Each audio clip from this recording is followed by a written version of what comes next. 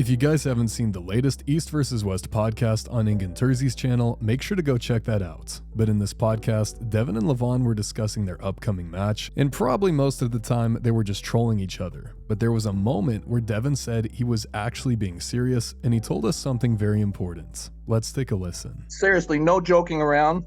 No joke around. Very seriously, since last time I pulled you, probably maybe 12 or 13%, maybe 14%. The only reason that I am able to beat you now is because you beat me last time. So over the course of this build-up, we've seen Devon have a huge progression on both his pronation and back pressure lift and his rise lift. If we just look at the numbers alone, it seems like Devon has had an increase in strength of over 20%. However, there is a problem with only looking at the weights, and that problem is Devon's technique. The technique of Devon's lifting has changed while the numbers have increased. I think it's been clear that Devon is getting stronger, but it's difficult to know by exactly how much because of this. But Devon seems to be giving us as good of an estimate as he can here. Devon would be the one in the best position to make this kind of guess, as he is the one who has been intentionally changing his form slightly throughout this period, and the number he gave does sound pretty conservative, so I wouldn't really be surprised if this is accurate and Devon has in fact improved around 12 or 13% since the last time they faced. Another thing that's interesting is Devon might not even just be talking about pronation and wrist rise. He may be talking about his inside game as well, since he has been training 5 major lifts this entire period. So if that was the case, that would be a super solid overall progression over the last 2 years. Now, another thing I found super interesting was when Devon talked about the reasoning behind this progression. Devon did go ahead and say that he is going to beat Levon this time, but he said the reason he will win this time is because he lost last time.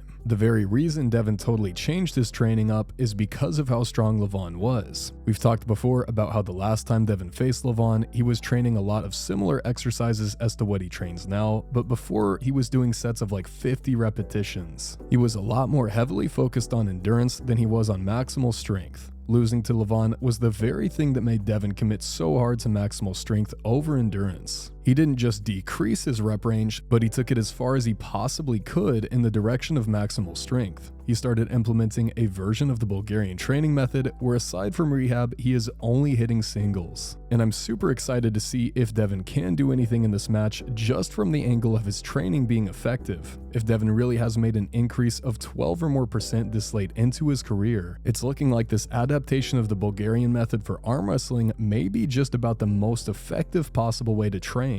Levon, on the other hand, uses a vastly different style of training than Devon does. He does a lot more full range of motion biceps volume, whereas Devon pretty much only does maximal isometric sport-specific exercises. Not only is this match determining the #1 spot on the planet, but I think it is also giving us a lot of insight into effective training methods for arm wrestling. Let me know in the comments which training method you think is more effective, Devon's or Levon's. And we are now 29 days out.